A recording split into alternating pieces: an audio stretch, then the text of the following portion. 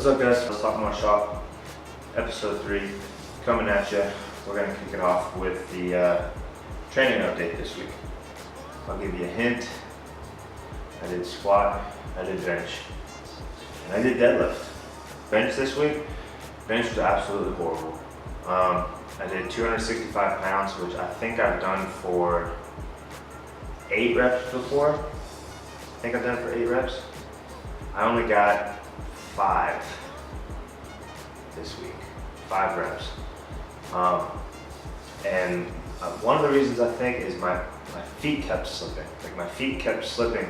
You can see in the video where I put chalk down where my feet were supposed to be because I was hoping that maybe it would help me get some grip. But as I would drive through the floor with my feet, drive with my feet through my leg up into my back, my feet were just slipping. I didn't feel planted. It felt really horrible. Only got 5 reps. The last rep was absolutely horrible. Didn't even pause, just bounced it off my chest. Praying that I would be able to get it up because I was working out alone, as I usually do when I'm in the garage. So not too great. You know, I'm gonna push forward, but I don't know if it was just a fluke or maybe it was just a bad day, or maybe I was sore, maybe it was, in fact, the ground. I actually flipped this mat around. We always put the smooth side up, and now I put the rough side up. I'm hoping maybe that'll help. I don't know, we'll see. But we will find out. Squats this week felt amazing. I did 355 pounds for 6 reps, high bar, pause squats. It felt great. I felt like I could have probably got 7 or 8 reps, probably 8 reps. I feel pretty comfortable saying I could have gotten 8 reps. It just felt great. Everything about it felt smooth. I did feel like towards the end, maybe I was kind of doing a little squat morning kind of thing, kind of like throwing my back into it at the end, kind of my hips starting to shoot up a little bit out of the hole towards like the last couple reps. But honestly, my back is strong enough that I could have gotten a few more reps if I had just done it that way. But you don't want to practice bad form, so once your form really starts to break down, you really should call it there, even though it's an AMRAP, as many reps as possible. If your last few reps are absolutely horrible form, like what's the point of doing it? Going back to that bench press, I honestly probably should have stopped at 4 reps. But the pride in me was like, I've gotten 8 reps with this. I'm not gonna only get 4. You know, so tomato, potato, so whatever. Point is, squats felt amazing, fantastic. I think my squats have made the most progress over the last, probably 4 to 5 months. I'd say squats have made the most progress. My squat has gone up over the past year and a half, I guess. About a year and a half, my squats have gone from about 335, 345 to 435 being my best. So about 100 pounds in a year. And it's only going to go up from there, so pretty happy with that. Deadlift felt pretty good. It's okay. I did 445 this week for 6 reps on my AMRAP, so that's pretty good. I think it's a PR, considering it was all dead stop. I think I've gotten like 465 tap and go, I guess you would call it. But since it was dead stop, I'd call it a PR. I was using straps, so obviously it was cheating, completely cheating. It doesn't even count really. Shouldn't have even done it. Pretty pointless, not gonna help me get stronger at all because I was using straps, so whatever.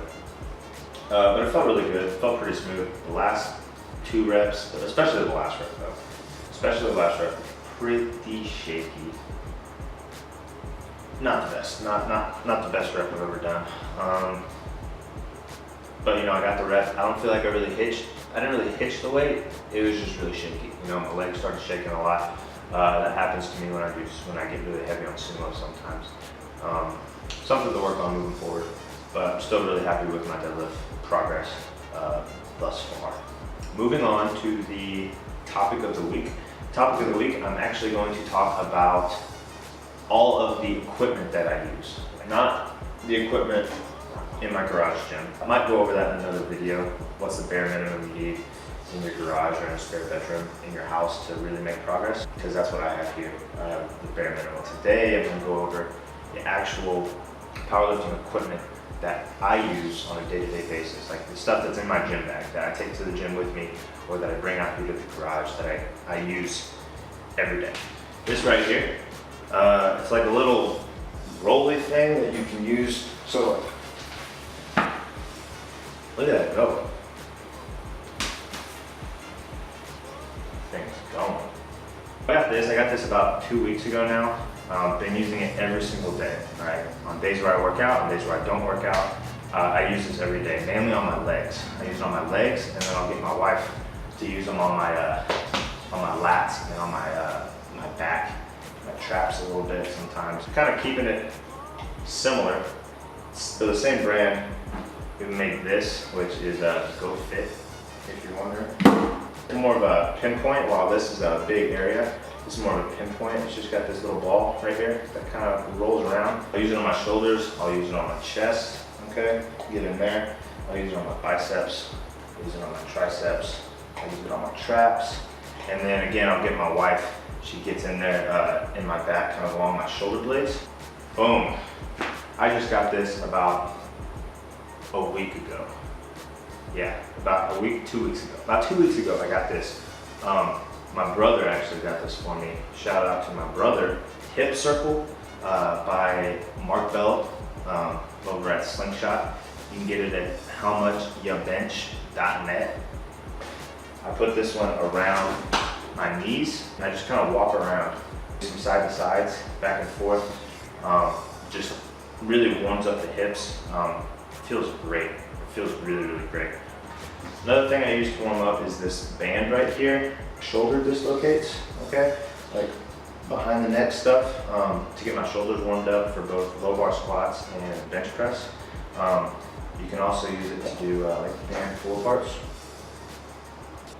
Band pull aparts to get those rear delts and shoulders firing, as well as, you know, you can do some lat stuff with it to get everything warmed up. I have my reactive slingshot. This is blue. This gives the least amount of help, I believe. What you do with this is it helps you bench press. What I use it for is after my main sets, sometimes I will throw this on and put extra weight on the bar. Okay, and it does exactly what it says. It's a slingshot. So as you pull it down, I have a hard time even getting my elbows back without any weight on it. You know what I mean? So you pull it back, and it helps you fire the weight back up. So these right here are, again, by Slingshot, but these right here are called compression cuffs, okay? They're very, very tight, and what they do is they do, you know, exactly what it sounds like. They provide compression, okay? So whenever I do low bar squat and I start to get heavy with my low bar squat, and also get heavy with my bench, I will develop some pain in my biceps right here, okay? And I put mine right over the elbow joint, okay? So it goes from just this side of the elbow, okay, to just this side of the elbow. And what that does is it squeezes all of this, okay? I'll put it on both arms. It squeezes it all because compression helps relieve a lot of that pain, okay? So whenever it got so bad and it just wasn't going away, I was stretching, I was doing my mobility, but the pain just wouldn't go away. I stopped squatting altogether for like a couple weeks, and the pain just would not go away. I still couldn't bench press. I got these to help alleviate the pain, to get me back on the bench and to get me back under the bar. And they helped a lot. They helped a lot, and then eventually it got to where I didn't have to wear them anymore.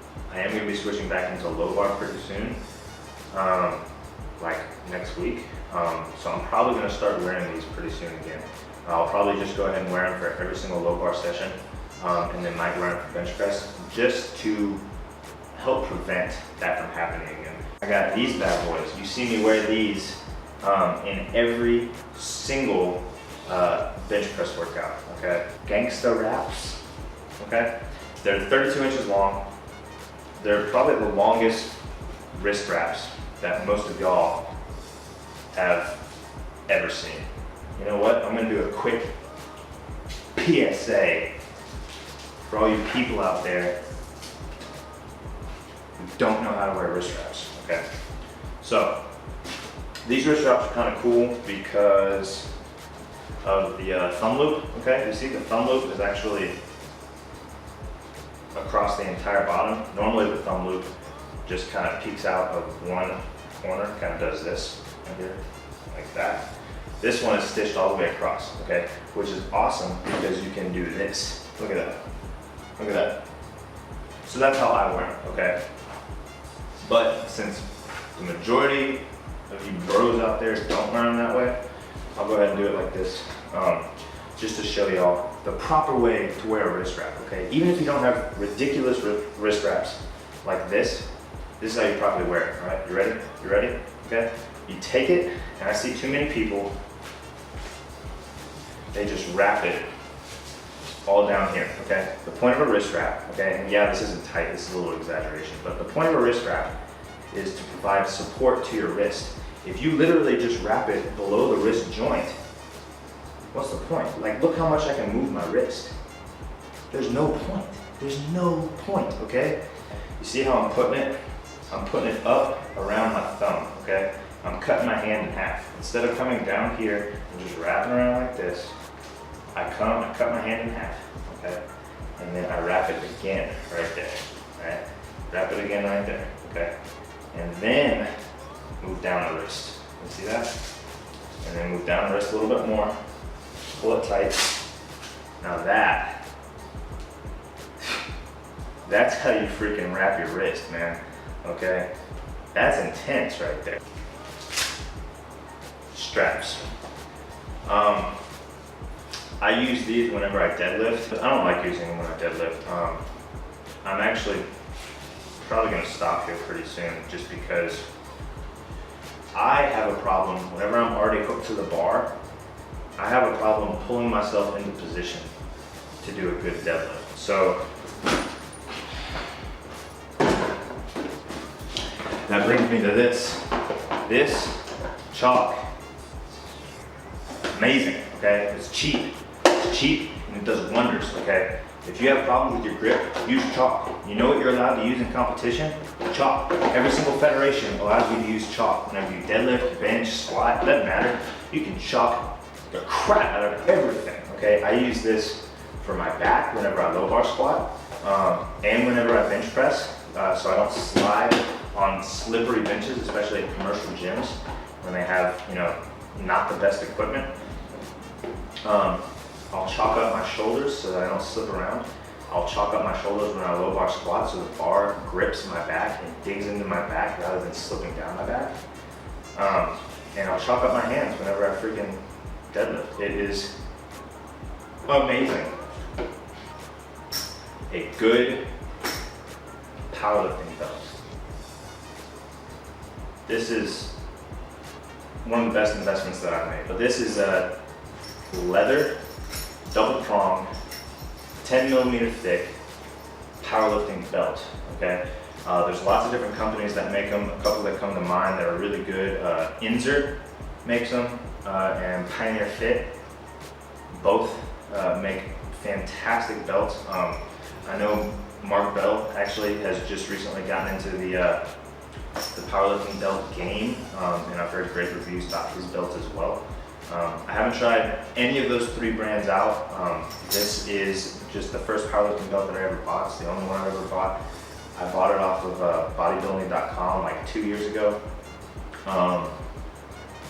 And it served me well. It was cheaper than those belts. I think the cheapest like Inzer or Pioneer Fit belt that you can get is around 90 bucks. This one was like 40. So I like it. It works for me. I plan on upgrading pretty soon, probably. I plan on upgrading a lot of this stuff pretty soon, actually. Move down to the legs. I got these knee sleeves. Again, from Mark Bell's Slingshot, howmuchyabench.net. This one is actually, a lot of people consider more of a Olympic weightlifting style knee sleeve because you don't get a lot of pop out of the hole.